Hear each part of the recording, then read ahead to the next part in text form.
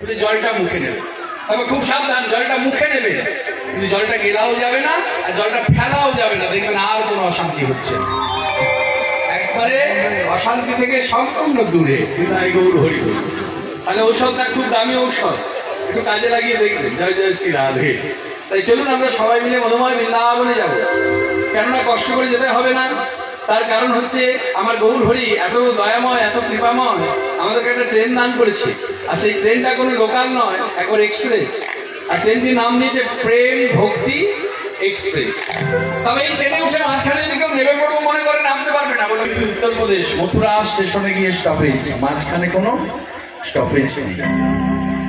কিন্তু ট্রেনে উঠলেই তো হবে না, টিকিট লাগবে। টিকিট কে দিচ্ছেন? টিকিট দিবে আমার বৃন্দাবনে আসি, ভাবতে হবে আমরা নবদ্বীপ আছি, আমরা গৌরের, আমরা আরো সব সহযোগিতা হতে পারবো না।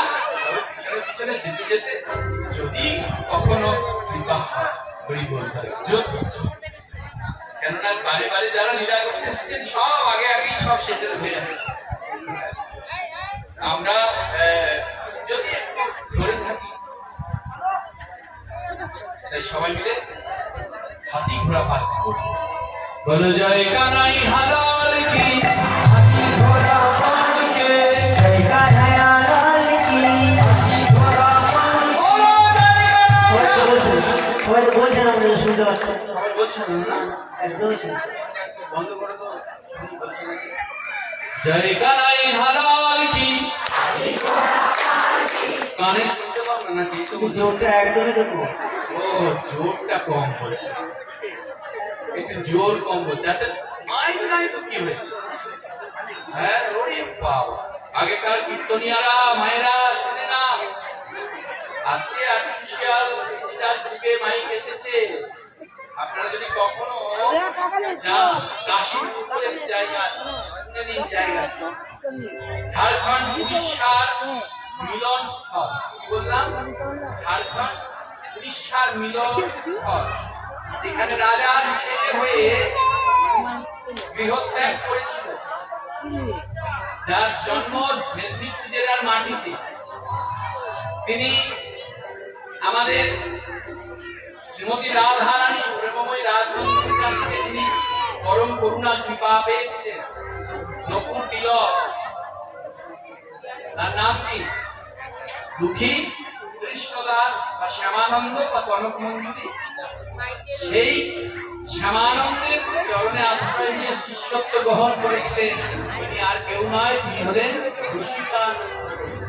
নামগুলো মনে রাখবেন, ইতিহাস না জানলে পরে অনেক কিছু ভুল হয়ে যাবে। এই রসিকানন্দ প্রভু রাজবাড়ি ছেড়ে, প্রসাদ ছেড়ে গিয়ে মানে ধরে নিয়ে চলে যাবে রাজার ছেলে। কাশীপুর যে জায়গাটা কাশীপুর ছিল, কেন কাশীপুর নাম হয়েছে? ওই দুর্গাপুজোর সময় যে ফুলটা ফোটে সাদা হয়ে থাকে, গাছ, এই গাছ গাছে একবারে জঙ্গল হয়েছিল, যেদিকে তাকাবে গাছ গাছ ফুলে ফুলে সাদা। ওই গাছ বনে গিয়ে আশ্রয় নিয়ে লুকিয়েছিল, ওখানে নির্মাণ করেছিল, ওখানে ভজন সাধন করছিল। পরবর্তীকালে ওই জায়গাটির নাম হয় কাশীপুর। ওইখানে রসিকানন্দ এই যে আপনারা সব কমিটির প্রতিনিধি ভক্তগণ সকলে একত্রিত হয়ে যে নাম যজ্ঞের আয়োজন করেছেন, আমার ওই রসিকানন্দ প্রভু নাম যজ্ঞের আয়োজন ওই কাশীপুরে করেছিলেন।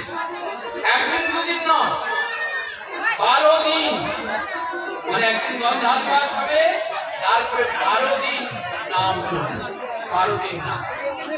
বিশিষ্ট বিশিষ্ট কীর্তনিয়া, তখনকার দিনে যে শ্রেষ্ঠ কীর্তনিয়াগণ যেতেন, তাদের গলা এমন উচ্চস্বরে কীর্তন করতেন, কাক পাখি বলে না, বা গলা দেখেছো, কাক পাখি বসতে দেবেন বলেন, তাদের এত গলা হচ্ছে ওখানে কাক পাখি বসতে পারতো না। 12 দিন পর 13 দিনে মহোৎসব হয়ে যেত। 14 দিনের দিন ওই রসিকানন্দ প্রভু সব কাক পক্ষীদেরকে ডেকে একটা মুহূর্ত, যে মহোৎসবটার নাম হচ্ছে কাকের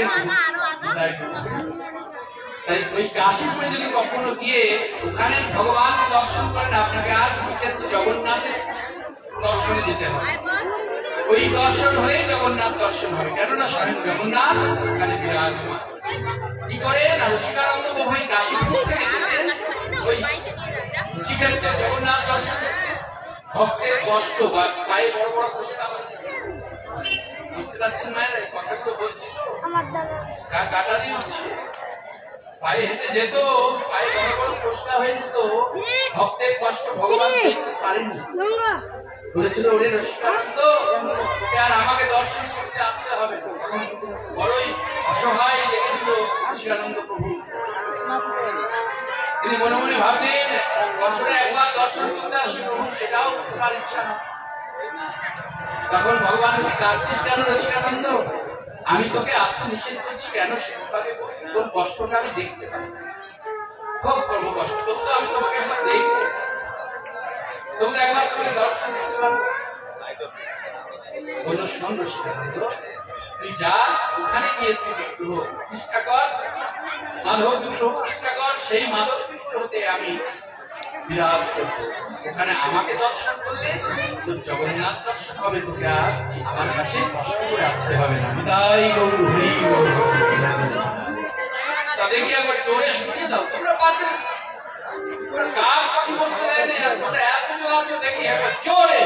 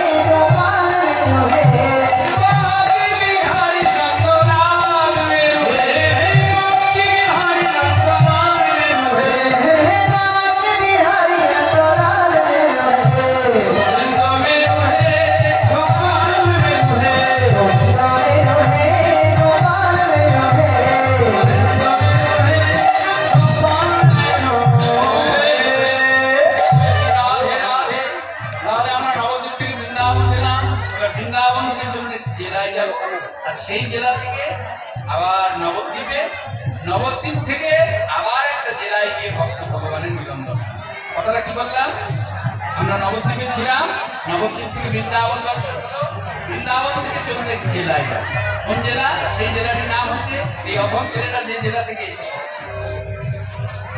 এই জেলাটির নাম হচ্ছে হুগলি মায়েরা আপনাদের মালদার মাটিতে আপনাদের জন্ম তাই আর একবার আপনাদের চরণে কোটি কোটি প্রণাম জানিয়ে ধন্যবাদ প্রণাম জানিয়ে কেন জানি এই মালদার মাটিতে আমার গৌরের পদার্পণ ঘটেছে যে ভক্তের কথা বলছি সেই ভক্তকে বন্দী করা হয়েছিল এই মালদার মাটি আজও সেই স্থান রয়েছে আমার দর্শন হয় আমি বাস্তব জায়গাটা আপনাদেরকে করতে পারছি না কেননা এখন আমার ভাগ্যে হয় দর্শন সামনে রামকেলি রাম আমার এখনো দর্শন হয়নি তা দেখি কবে টিকা হয় আস্তে আস্তে এগিয়ে আসছে আর একটা ওদিক থেকে শুরু হয়েছিল আস্তে আস্তে এগোতে আসতে দেখছি অনেকটা এগিয়ে গেছে দেখা যাক তেনার কবে করুণা হয় তা সেই হুগলি জেলার মাটিতে রয়েছে বাবা তারকনাথের ধাম তারকেশ্বর আপনারা নাম শুনেছেন এখানে অগণিত ভক্ত গঙ্গা থেকে জল নিয়ে বাবার মাথায় কি তাদের আলোচনা হ্যাঁ আপনি যদি দাঁড়িয়ে দাঁড়িয়ে দর্শন করেন জল হাঁটতে পারে না পায়ে বড় বড় জল পড়ছে ওই ভোলা বাবা ভোলে বাবা এই বলতে বলতে তারা এগিয়ে যাচ্ছে তারকেশ্বর ধাম এই হুগলি জেলার মাটি এই হুগলি জেলার মাটিতে ভগবান শ্রীকৃষ্ণের প্রিয় সখা কথাগুলি ভালো করে শুনতে হবে ভগবানের প্রিয় সখাকে শ্রীরাম এই শ্রীরাম অভিরাম ঠাকুরকে বিরাজ করছে আপনারা যদি নাম শুনতেন খানাকুল বলে একটি জায়গা রয়েছে এই খানাকুলে অভিরাম ঠাকুরকে বিরাজ করছেন অভিরাম ঠাকুরের মা এই হুগলি জেলার মাটিতে রয়েছে রেল স্টেশন শ্রীরামপুর বলে একটি জায়গা এই শ্রীরামপুরে রয়েছে বিখ্যাত হ্রদ মাহেশের হ্রদ আর এই হুগলি জেলার মাটিতে রয়েছে সেই পবিত্র গ্রাম, পবিত্র মাটি, সেই পবিত্র পিতা মাতা। মায়েরা, কোন মায়ের গর্ভে, যে বললাম ক্ষেত্রকে পবিত্র করতে কেন, কোন মায়ের গর্ভে যদি একটা ভক্ত সন্তান জন্ম নেয়, আমি বলছি না, শাস্ত্র যদি আমরা মানি, অনেকে মানে না, ভগবান কেমন, যার মধ্যে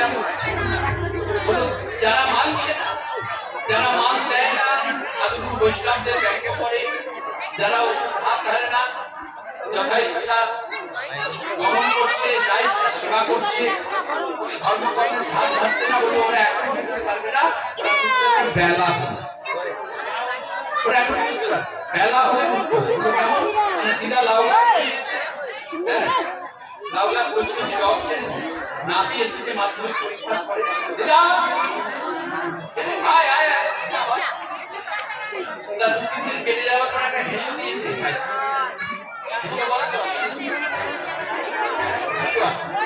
হাসুয়া দিয়েছে, হাসুয়া দিয়েছে, এটা কি করবো দিদা? ভাই বয়স হয়েছে তো, কোমরে বড় দেখায়, রাজা ওই গাছের গোড়াকে পরিষ্কার করে, তা ভাই হাসুয়া নিয়ে গোড়া পরিষ্কার করতে, আর এখনকার ছেলে পেলেরা গানের পুজো গানে গলি হেড করতে যেখানে ছিল, ওরা সবাই যখন আমরা সিঙ্গার হয়ে গেছি,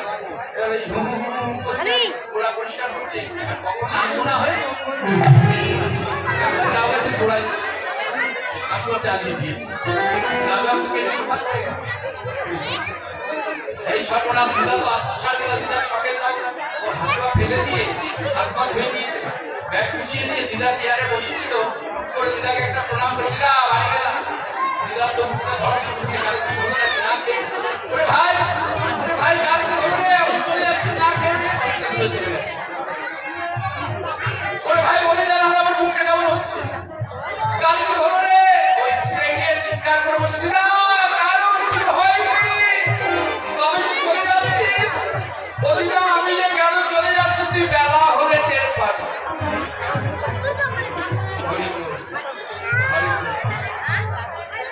বেলা হয়ে মানে রোগীর বিরণে যত লাগবে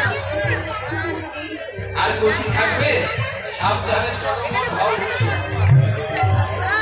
এখনো সময় আছে, যাও গিয়ে কাছে সাধিতে বুঝিতে, এখনো সময় আছে। তা মায়েরা, কোন মায়ের গর্ভে একটা ভক্ত সন্তান জন্ম নেয়, বলছে জননী পিতা, যে মায়ের গর্ভে ভক্ত সন্তান জন্ম নেয় সে মা, মায়ের গর্ভ, মায়ের গর্ভ ধন্য, বসন্তারা বসন্ত মানে সেই মাটি ধন্য, সেই পাড়া ধন্য, সেই গ্রাম দেশান্তরে বৈষ্ণব নাম, অর্থাৎ তার পূর্বপুরুষ এই ভক্ত সন্তানের একেবারে বিষ্ণুকে দমন করে তারা আনন্দে একটা ভক্ত সন্তান, এই ভক্ত সন্তান এসেছিল জমিদার বাড়ি, জমিদার চরণে নিত্যদিন চোখের জল দিত,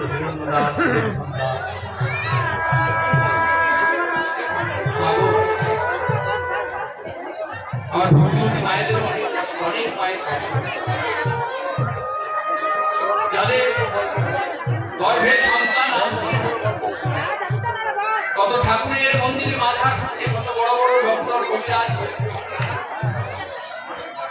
কত লাঞ্ছনা, কত বঞ্চনা করতে হয়, তবে আমি আপনাদের চরণে নিবেদন করে যাচ্ছি, সভা মাস দেখা হোক বা না হোক, যে সকল মায়েদের সন্তানের জন্য এই কত যন্ত্রণা ভোগ করতে হচ্ছে, নারী জনম শান্ত হচ্ছে না, নারী জনমের সফলতা আসছে না, তাদেরকে বলবো আপনারা কৃপা করে, দয়া করে আপনারা একবার বৃন্দাবন যাবেন। কখন যাবে? বৈষ্ণবদের নিয়ম সেবা মাস, যে মাসকে বলা হয় দামোদর মাস, আমাদের বাঙালির শ্রেষ্ঠ দুর্গা পূজা, দশমী